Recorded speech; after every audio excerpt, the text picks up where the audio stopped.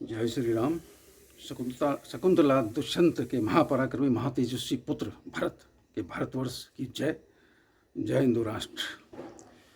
आप इसमें थंबनेल में देखेंगे फ्रांस बेदम। फ्रांस कई बार बेदम हुआ है और अभी 2-4 साल में हमेशा के लिए बेदम हो जाएगा। उसका जो है मुस्लिमीफिकेशन हो जाएगा, यानी कि समझ गए ना आप, उसका जो है पूरा जो है हो जाएगा काम। अभी चूंकि एफिल टावर आप देख रहे हैं, एफिल टावर को हिजाब और बुर्के में बंद देख रहे हैं। पूरा राष्ट्र, पूरा फ्रांस ही जो है, पूरा फ्रांस ही जो है बुर्का बंद और जो है हिजाब बंद होने वाला है। और करिए लिबरलिज्म, लिबरल बाहें फैला के आइए आइए शरणार्थी हो। अरे भाई, ये लोग शरणार्थी बनकर जाते हैं और मालिक बन जाते हैं। और ये मदरसा में यही सिखाया जाता है। आपको क्या लगता है मदरसा में फिजिक्स पढ़ाई जाती है? आपको क्या लगता है मदरसा में ग्रेविटी पढ़ाई जाती है? Law of gravity, first law, Newton's first law वगैरह वगैरह? नहीं, मदरसा में यही सिखाया जाता है कि आप 57 हो गए, 58 कैसे होंगे, 59 कैसे होंगे, 100 पार कैसे होंगे, ये सिखाया जाता है। ठीक है ना। अभी फ्रांस है, उसके बाद जर्मनी की बारी है, फिर ब्रिटेन की बारी है। ब्रिटेन में लेबर पार्टी का शासन आया है, कई वर्षों बाद लौटा है, 12, 13, 14 साल बाद। और मुझे लगता है कि वो लेबर पार्टी भी कुछ ऐसे कुल खिलाएगी और जिहादियों के सामने समय समय पर घुटने टेकेगी। और पूरे विश्व में, भारत में तो अब भारत में तुष्टीकरण कह रहे हैं। तुष्टीकरण नहीं भाई, तुझसे बहुत पहले, अब तो दुष्टीकरण हो रहा है। भारत में ही नहीं, अब तो पूरे विश्व में दुष्टीकरण चल रहा है। इसको तुष्टीकरण मत कहिए भाई। जो लोग दुष्टीकरण और तुष्टीकरण में फ़र्क समझते हैं उनको बड़ा अपार कष्ट होता है। Now it is going on दुष्टीकरण। ठीक है, दुष्टीकरण कहिए, इस शब्द का प्रचार कीजिए कृपया। करना है तो, नहीं करना है मत कीजिए। ठीक है ना। मुझे अपना कर्तव्य निभाना है, वो मैं निभा रहा हूँ। ठीक है ना। और फ्रांस में देखिए, अब जैसे ही वामपंथियों ने को 182 उनको सीट मिली हैं और अभी कोई बहुमत भी नहीं है, लेकिन देखिए कितना उफान देखा आपने जिहाद का। जिहाद और वामपंथ का चोली दामन का साथ है, भारत में भी है और पूरी दुनिया में चोली दामन का साथ है। यानी कि एक सिक्के के दो पहलू बन करके काम कर रहे हैं। वामपंथ भारत के नज़रिए से देखें तो भारत की कोई विचारधारा नहीं है। लेनिन, मार्क्स, माओ, ठीक है ना। लेनिन, मार्क्स, माओ, इन तीनों को मिला दें तो जो खिचड़ी बनती है वही जो है। ठीक है, ये लोग हथौड़ा और हंसिया लेकर के घूमते हैं। अरे कौन अच्छा धरती पर आदमी, कौन आदमी ऐसा नहीं होगा जो अच्छा हो और मजदूर और गरीब की भलाई ना सोचता हो। ठीक है ना। आप ही ने ठेका ले रखा है हथौड़ी और हंसिए का, और फिर हथौड़ी और हंसिए पे ही रहेंगे। What about the technology, what about the technological revolution? बहरहाल, फ्रांस में जो हो रहा है इसका I am trying to draw a parallel between France and Bharatvarsh. Bharat में अगर 240 की जगह दक्षिणपंथी पार्टी भाजपा की अगर 140 आ गए होते, या 100 या 98, 99 या 110 आ गए होते, तो यही होना था जो अभी फ्रांस में हो रहा है। क्योंकि ये मान के तो यही चल रहे थे, जब वो अयोध्या में श्री राम के जयकारे लग रहे थे, राम राम जपा जा रहा था, तो उस वक्त जो है पूरे राष्ट्र में जो है वोट जिहाद की शिक्षा दी जा रही थी कि अब की बार 100% वोट जिहाद करना है।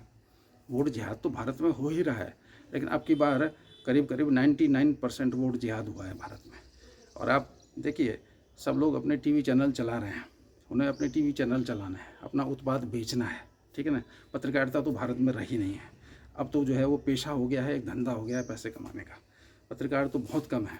पत्रकार मेरी दृष्टि में 2 बड़े बड़े पत्रकार हैं, एक है पुष्पेंद्र कुलश्रेष्ठ और एक हैं सुदर्शन टीवी के MD, managing director Suresh Chauhan के। ये 2 पराक्रमी पत्रकार हैं, और बाकी पर मैं आई एम डाउटफुल अबाउट। होंगे 2, 4, 5 और भी अच्छे होंगे, मैं ये नहीं कह रहा 2, 4, 5, 10, 12 होंगे, लेकिन जितने भी जो अपने को कहते हैं ना मुख्य धारा के टीवी चैनल, वो सब जो है दे आर डूइंग बिजनेस। वे सब आड़ती हैं, वे समाचारों के आड़ती हैं, जैसे आड़ती नहीं होते अनाज के। बहरहाल, तो मैं ये कह रहा हूँ कि अगर भारत में दक्षिणपंथी पार्टी भाजपा कम लाती, 150, 200, 140 लाती, तो यही जो फ्रांस में हो रहा है यहाँ होना था। ठीक है ना। तो अब मैं आपको बता दूं कि भारत में जो है खालिस्तान पंथ, जिहाद पंथ, चर्च पंथ, ठीक है, और एक है नक्सल पंथ। अब नक्सल पंथ जो है ना, वो जिहाद पंथ और वाम पंथ का बाई प्रोडक्ट है, सह उत्पाद है। वो मेन चीज़ नहीं है। अगर आप जो है जिहाद पर अंकुश लगा सके, जो लगा नहीं सकेंगे आप, चूँकि आप तो तुष्टीकरण कर रहे हैं और वामपंथ पे आप कभी लगा नहीं पाए लगाम। आप कहते तो रहते हैं वामपंथ बेकार है, यूजलेस है, ये है, लेकिन वामपंथ बाकायदा अपना काम प्रॉपरली कर रहा है। ठीक है, किससे मिल करके? जिहाद पंथ से मिल करके। ठीक है, और एक और पंथ चल रहा है, दक्षिण पंथ। उत्तर को दक्षिण, उत्तर से दक्षिण को अलग करना है, जिसकी जो है मातृभूमि जो है बनी हुई है तमिलनाडु। तो कई शक्तियां हैं भारत में, इतनी ज़्यादा शक्तियां भारत में काम कर रही हैं भारत माता के विरुद्ध, तब भी जो है हमारा हिंदू, जो अपने को हिंदू कहता है, वो बटा हुआ है। किस में बटा हुआ है? सपा में, बसपा में, भाजपा में, इसमें। ठीक है, वो जो है यानी कि हिंदू का राजनीतिकरण हो चुका है ना। हिंदू का राष्ट्रीयकरण होगा, राजनीतिकरण हो चुका है। हिंदू का जब राष्ट्रीयकरण होगा तब ये राष्ट्र बच पाएगा, अदरवाइज ये बच नहीं पाएगा। ठीक है ना। पूरा यूरोप जो है इस्लामीकृत, पूरे यूरोप में इस्लामीकरण जोरों पर है और 10, 12, 15 साल में मैं समझता हूँ करीब करीब 80-90% यूरोप का इस्लामीकरण हो जाएगा, अगर आप लोगों ने, विश्व के नेताओं ने यही लिबरलिज्म का गेम खेलना जारी रखा तो। अरे भाई, लिबरलिज्म क्या होता है यार? अरे अपने अपने देश को बचाओ ना, अपने देश की जड़ों को बचाओ ना, अपने देश की संस्कृति, अपने देश की सोच को बचाओ ना। ठीक है ना। ये क्या होता है लिबरलिज्म? ठीक है ना। अनाधिकृत रूप से ये लोग घुस जाते हैं और बाद में मालिक बनने की कोशिश करते हैं। जो वहाँ फसाद अभी हुआ है रिजल्ट आने के बाद फ्रांस में, वो इसी का प्रमाण है। ठीक है, और वो अब तो छिपाते भी नहीं हैं, अब तो जमकर कार्टून विवाद, कार्टून पर जो है वहाँ तांडव हुआ था। ठीक है, वो भी भूल गए लोग। ठीक है, फ्रांस में अभी कुछ समय पहले हुआ था, 30 जून को हुआ था शायद, और अब हुआ है। और अब तो फ्रांस में अगर वामपंथी और जिहाद पंथ जो है एक दूसरे के चोली दामन का साथ है, अगर वो शासन में आ जाते हैं तो वहाँ तो मैं समझता हूँ हर हफ्ते होगा, हर महीने होगा, ये सब होता रहेगा, रूटीन हो जाएगा ये। ठीक है ना। खैर, हमें तो भारत में इन चीज़ों से बचना है। तो मैं ये कहना ये चाहता हूँ कि आज फ्रांस की शान, फ्रांस की नाक, एफिल टावर को बुर्का बंद, हिजाब बंद किया गया है। ठीक है, वो दिन दूर नहीं जब लाल किले को भी बुर्का बंद और हिजाब बंद किया जाएगा। किस कथित किसान आंदोलन में, जिसमें निश्चित रूप से जो पंजाब को खालिस्तान बनाना चाहते हैं उनका हाथ था, और जिसमें विश्व की दुष्ट शक्तियों का हाथ था पैसा फंडिंग करने में। और उसमें जो है कौन सा झंडा, वहाँ पे तिरंगा हटा करके कौन सा झंडा लगाया गया था, आपको पता है। ठीक है ना। वो that was the first step. अब वो दिन दूर नहीं है जब जो है जिस तरह से एफिल टावर का इस्लामीकरण हुआ है, एक दिन लाल किले का भी इस्लामीकरण होगा। कहा जाता है कि लाल किला शाहजहाँ ने बनाया था, वो गलत बात है। वो एक हिंदू राजा का बनाया हुआ है। क्योंकि अगर आप उसके लाहौर गेट पर, जिसको लाहौर गेट कहते हैं, उसके प्रतीकों को देखेंगे तो हिंदू राजा जिस तरह से प्रतीक चिन्ह अपने मुख्य द्वार पर लगाते थे, वो अभी भी वहाँ मौजूद है। वो शाहजहाँ ने नहीं बनाया। ये एक मिथ्या है, झूठ है, भ्रम है। इस देश में वही तो है। हमको, छात्रों को, जनरेशन्स को भ्रम में डाल दिया गया। छात्रों को जो है वामपंथ और जिहाद पंथ बना दिया गया है। मिशनरीज जो है चर्च पंथ आगे कर रही हैं। अब देखिए, मिशनरी से निकला हुआ बच्चा सीता माता पर प्रश्न चिन्ह उठाएगा, वो भगवान श्री राम को काल्पनिक नहीं कहेगा तो क्या कहेगा? भाई चर्च, भाई आप मिशनरी स्कूलों से निकला हुआ बच्चा तो यही सोच होगा ना। वो तो बड़ी चतुराई से यही सोच, इसी सोच का बीजारोपण कर रहे हैं। तो समस्याएं बहुत गंभीर और गहरी हैं। और जहाँ तक मैं एक इतिहास का विद्यार्थी हूँ और बहुत अच्छा विद्यार्थी मुझे अभी बनना है, बहुत अच्छा और अच्छा, तो मैं आपको निश्चित रूप से दावे से कह सकता हूँ कि भारत का इस्लामीकरण बहुत तेज़ी से चल रहा है, जो तकरीबन 1400 साल पहले शुरू हो गया था।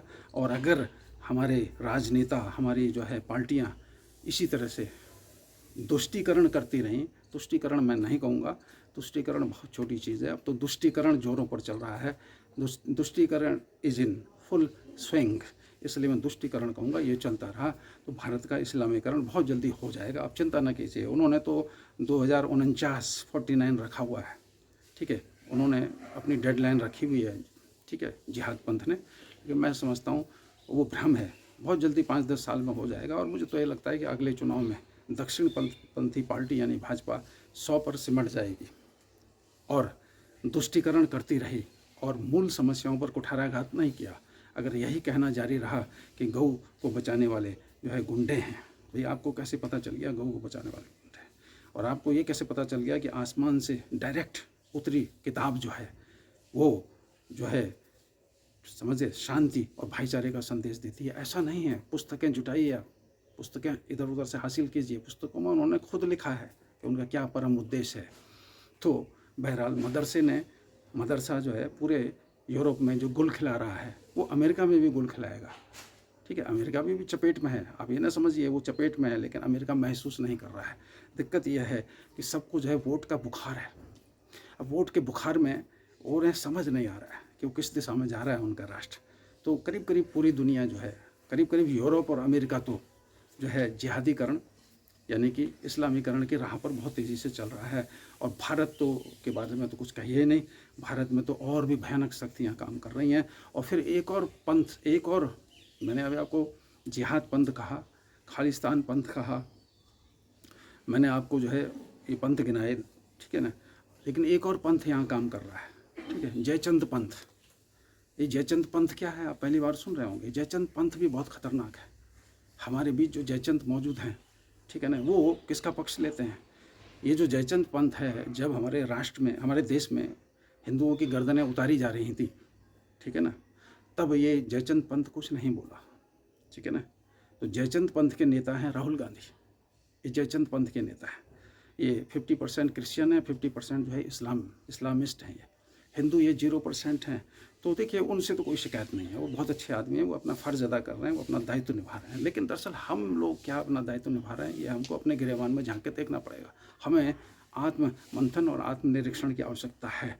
क्या हम इन्हीं पंथों का साथ देते रहेंगे? प्रत्यक्ष और परोक्ष रूप से हिंदू जो है, या तो वो कहता है कि भाई हिंदू मुसलमान मत करो। अरे भाई हिंदू मुसलमान मत करो, तो वहाँ अभी एफिल टावर का बुर्काकरण हो गया, इस पर भी तो कुछ बोलो। इस पर नहीं बोलेंगे क्या आप? हिंदू मुसलमान कौन करना चाहता है भाई? मदरसे, जब तक धरती पर मदरसे अस्तित्व में रहेंगे, एफिल टावर का इस्लामीकरण होगा, एक दिन वाइट हाउस का भी इस्लामीकरण होगा, लाल किला का भी जल्दी ही इस्लामीकरण होगा। ठीक है, भारत तो बहुत तेज़ी से, सबसे ज़्यादा रफ्तार से भारत तेज़ी से चल रहा है। भारत जो है एक बहुत तेजस्वी और पराक्रमी राष्ट्र है, ठीक है ना। जैसे इजराइल कहते हैं, भारत उससे भी कोई कुछ भी सीखने के मूड में नहीं है, क्योंकि अगर उससे सीखेगा तो क्या होगा, तुष्टीकरण की नीति नहीं चल पाएंगे। अब तो तुष्टीकरण नीति चलना है ना, क्योंकि वोट चाहिए। अरे भाई छोड़ दीजिए वोट, ये तुष्टीकरण की नीति पे चल के वोट हासिल करेंगे तो भारत नहीं बच पाएगा। कुछ बहुत ही फंडामेंटल, बहुत ही आधारभूत निर्णय लेने पड़ेंगे, ठीक है ना। भले ही सरकार गिर जाए आने वाले समय में, गिरने दो सरकार को, होने दो अगला चुनाव।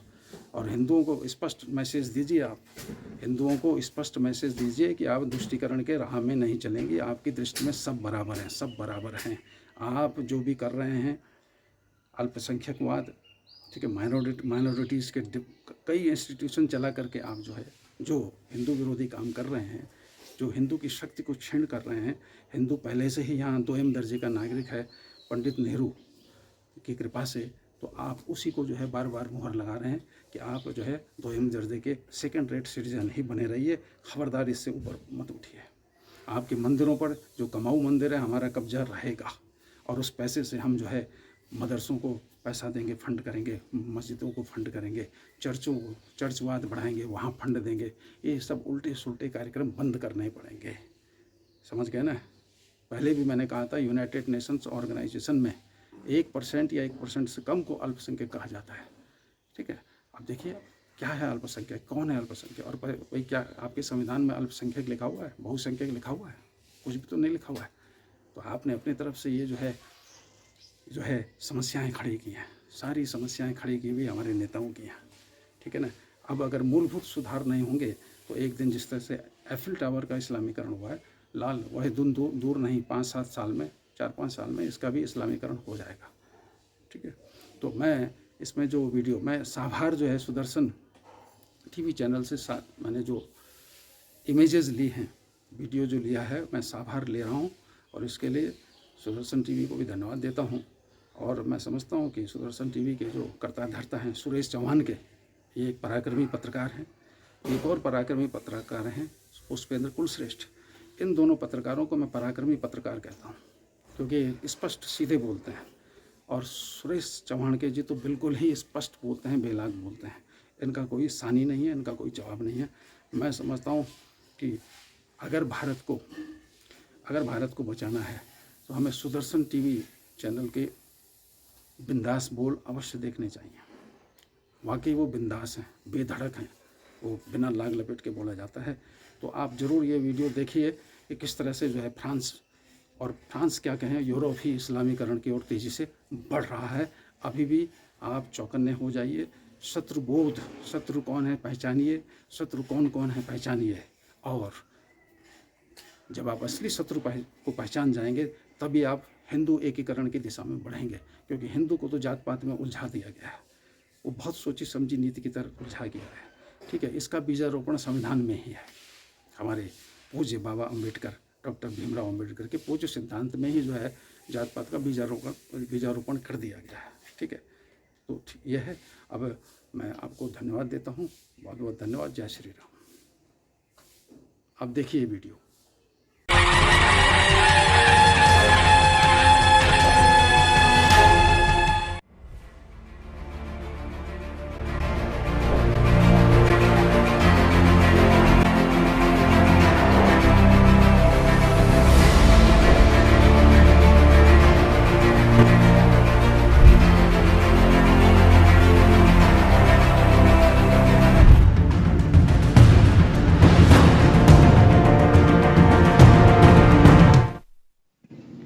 नमस्कार, मैं हूं सुरेश चौहान के और महाराष्ट्र की पावन भूमि पुणे से बिंदास बोल लेकर आपके सामने उपस्थित हूं।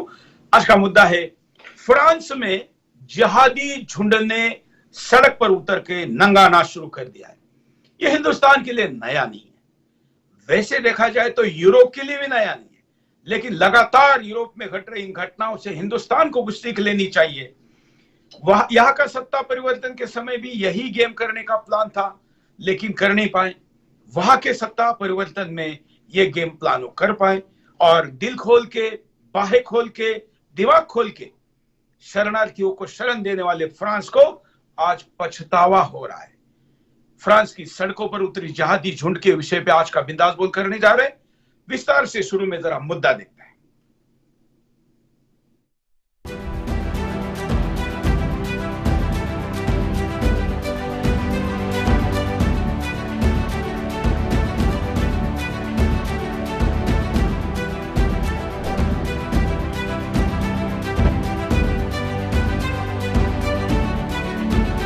फ्रांस के आम चुनावों में वामपंथी गठबंधन अव्वल रहा। जैसे ही वामपंथी गठबंधन चुनावी नतीजों में जीता, फ्रांस में भीषण दंगे भड़क गए और प्रदर्शनकारी सड़कों पर उतर आए। वामपंथी प्रदर्शनकारियों ने दंगा किया। पेरिस की सड़कों पर वामपंथियों ने नंगा नाच किया और पेट्रोल बम जलाकर आग लगा दी। फ्रांस में इस बवाल को रोकने के लिए भारी पुलिस बंदोबस्त किया गया है। फ्रांस में वामपंथी गठबंधन की जीत अप्रत्याशित रही। चुनाव से पहले लगातार यह माना जा रहा था कि इस चुनाव में दक्षिणपंथी गठबंधन की जीत होगी। दक्षिणपंथी गठबंधन की नेता मरीन ली पेन के प्रधानमंत्री बनने के आसार जताए जा रहे थे, लेकिन दूसरे चरण की वोटिंग के बाद पासा पलट गया और वामपंथी गठबंधन सबसे ज्यादा सीटें लाने में सफल रहा। फ्रांस के हालिया चुनावों में वामपंथी गठबंधन ने 577 सीटों में से लगभग 182 सीटों पर जीत हासिल कर ली है। फ्रांस के राष्ट्रपति इमैनुअल मैक्रों की रेनेसा पार्टी ने 163 सीटें जीती हैं। तीसरे नंबर पर ध्रुव दक्षिणपंथी गठबंधन है, जिसके खाते में 132 सीटें आई हैं। 577 सीटों वाली संसद में बहुमत का आंकड़ा 289 का है और अभी तक किसी दल या गठबंधन को स्पष्ट बहुमत नहीं मिला।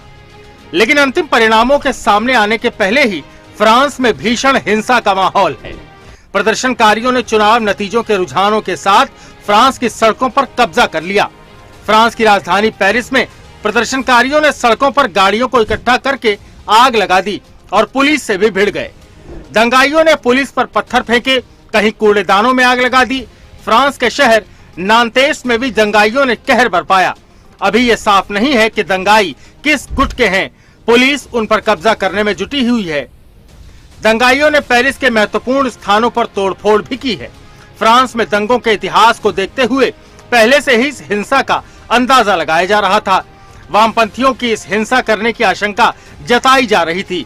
इसके लिए फ्रांस में 30,000 पुलिसकर्मी लगाए गए थे। पेरिस समेत बड़े शहरों में महंगी दुकानों में बैरिकेड लगा दिए गए थे ताकि दंगे के दौरान उन्हें लूट से बचाया जा सके। कुछ दुकानों के शीशों पर लकड़ी तक ठोक दी गई ताकि प्रदर्शनकारी यहां से ना घुसें। गौरतलब है कि वामपंथियों ने पहले चरण की वोटिंग पूरी होने के बाद फ्रांस में जमकर दंगे किए थे। 30 जून 2024 को इन दंगाइयों ने फ्रांस में कस के कहर बरपाया। राजनीतिक तनाव बढ़ने की आशंका के चलते पूरे देश में 30,000 दंगा विरोधी पुलिस तैनात कर दी गई। ये राष्ट्रपति इमैनुअल मैक्रों की पार्टी के लिए भी एक झटका है। ये चुनाव संसद को 3 बड़े समूहों में विभाजित कर देगा। वामपंथी, मध्यमार्गी और चरम दक्षिणपंथी यहाँ अभी तक मिलकर सरकार चलाने की कोई परंपरा नहीं है। वामपंथियों ने पहले चरण के चुनाव में दक्षिणपंथियों की बढ़त के बाद सार्वजनिक संपत्ति को जलाया था और पुलिस पर हमले किए थे। दूसरे चरण के बाद हिंसा किस समूह ने की है ये स्पष्ट नहीं है। चुनाव नतीजों के बाद अब फ्रांस में वामपंथी प्रधानमंत्री बनने के कयास लगाए जाने लगे हैं। Bureau report, Sudarshan news.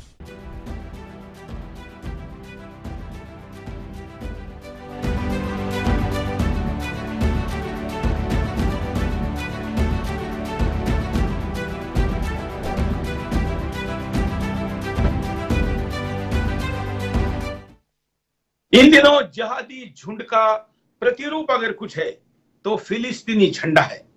जहां पर भी जिहादी झुंड आतंक करती है, आततायियता दिखाती है, वहां पर फिलिस्तीनी झंडा होगा ही होगा। अल्लाह अकबर का नारा, फिलिस्तीन का झंडा और जिहादी मंसूबा फ्रांस की जनता के लिए चुनाव के बाद इस तरीके से नया है। हिंदुस्तान को इसके साथ सैकड़ों वर्षों से खेलने की आदत है, लेकिन फ्रांस के लिए नया है। हमारा ये शो फ्रांस की जनता के लिए भी उपयोगी होगा, क्योंकि पिछले 20 वर्षों में मैंने फ्रांस का इस्लामीकरण होगा इसकी भविष्यवाणी करके कई शो किए, जो वहां के कई दक्षिणपंथी संगठनों ने मेरे शो को फ्रेंच भाषा में डब करके वहां पर दिखाया। आइए, इन चुनाव के बाद वहां पर भड़की हिंसा कैसे वहां पर जो राष्ट्रीय सिंबल है उसका भी अनादर कर रही है और उस पर चढ़कर वो कैसे फिलिस्तीन का झंडा लगा रही है।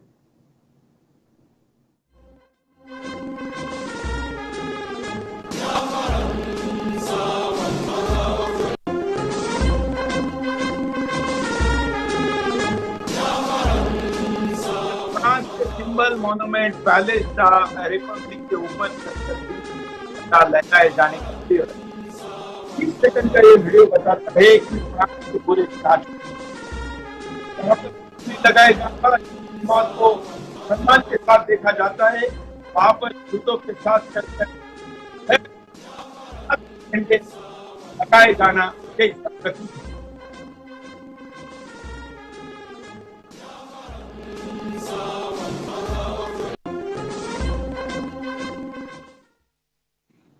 जिहादी झुंड हो और पत्थर ना फेंका जाए, आग ना लगाई जाए, ऐसा कैसे हो सकता है?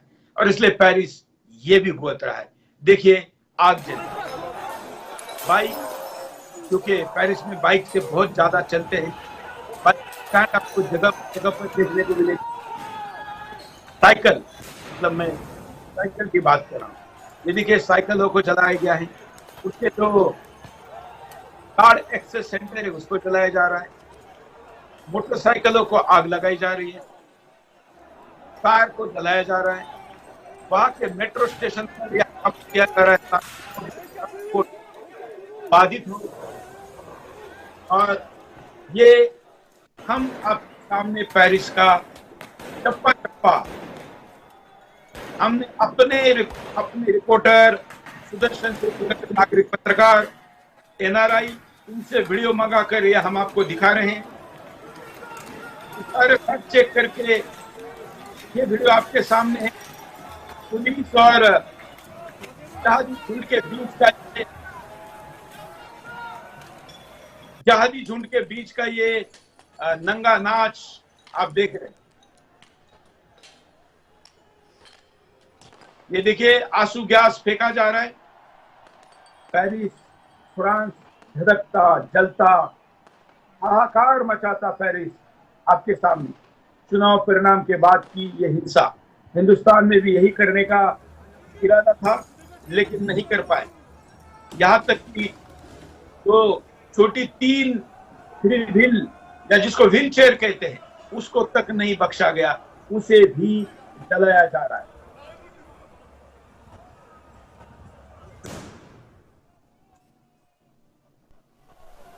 उपद्रवियों को खदेड़ने का काम भी वहां की सेना और पुलिस के द्वारा किया जा रहा है। दंगा रोधी जो वहां पर विशेष सेना भी है, एक विशेष, तो हमारे यहाँ पर जैसे दंगा रोकने के लिए जैसे हमारे यहाँ पर दल होता है, वैसे वहां पर भी है।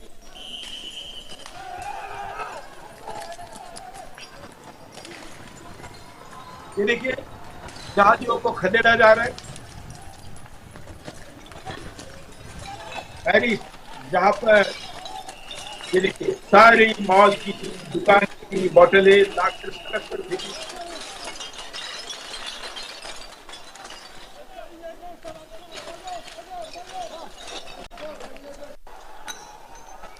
ये देखिए आवाज के साथ आप इसको समझ सकते हैं। हिंदुस्तान को इससे सबक लेना होगा, तुष्टीकरण की राजनीति से उभरना होगा, बदलना होगा नीति को। लेकिन फ्रांस, जलता फ्रांस हम आपके सामने दिखा। अगला वीडियो दिखाते हैं। फिलिस्तीनी झंडों के साथ लोगों से खचाखच भरा हुआ मैदान। इस मैदान को देखिए, फ्रांस में कहीं पर 100-500 लोग मारी जाती, लेकिन यहाँ पर तो 50,000 से ज्यादा लोग, एक अंदाज हम कर सकते हैं, लोग एकत्र हुए।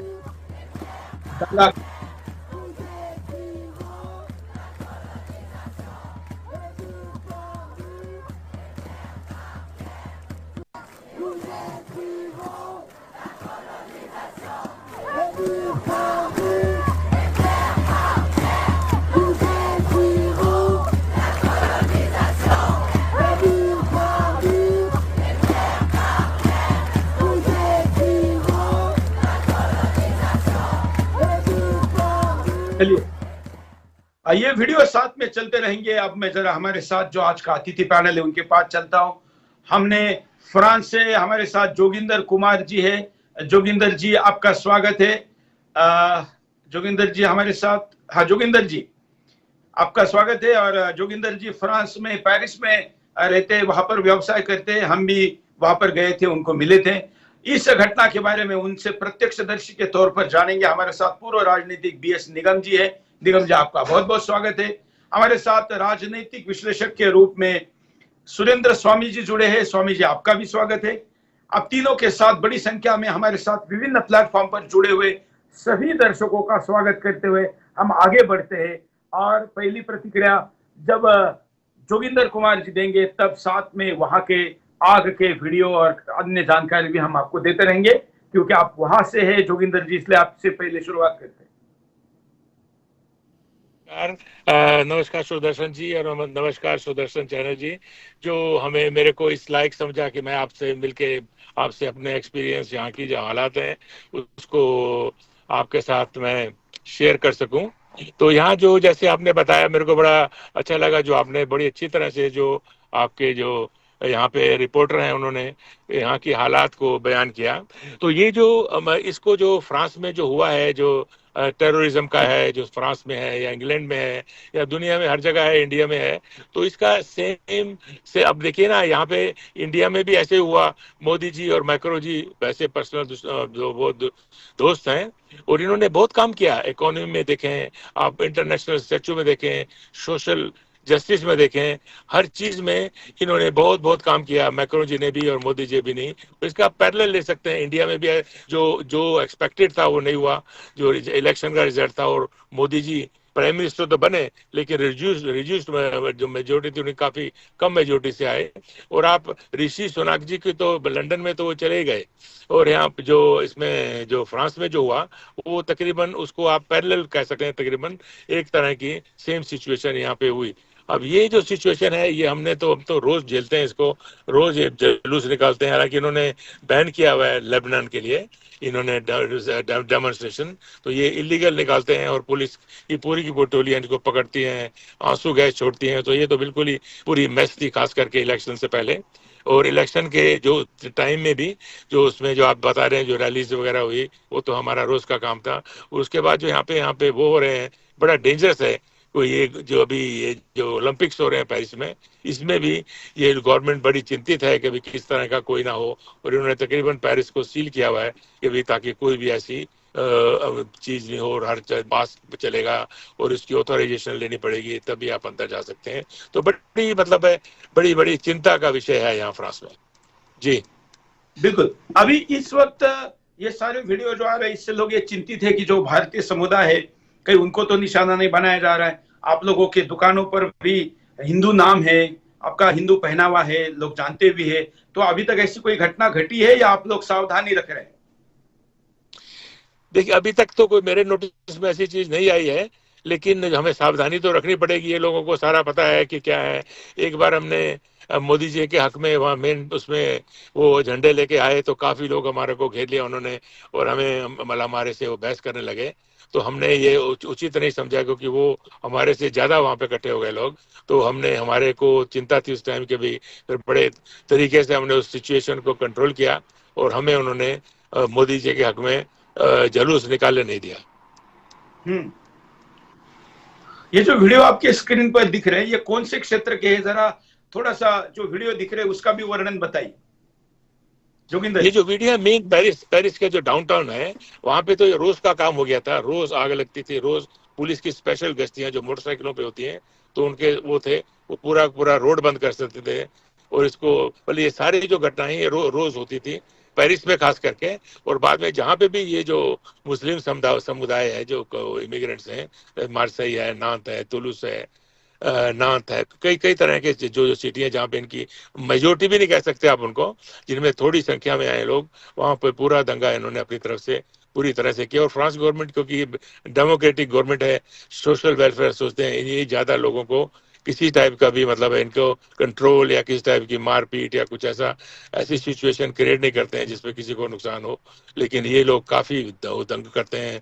दुकानों को बंद तो करना पड़ता है, क्योंकि वो सब अब आते हैं ना, पता नहीं, ये हमारे नहीं मतलब सबकी दुकानें, तो उसमें जहाँ से गुजरते हैं वो लोग बंद कर देते हैं दुकानें, और पुलिस इनके पीछे आंसू गैस छोड़ती है। मतलब काफी भय का जैसे होता है ना एटमोसफियर, वो यहाँ पे है।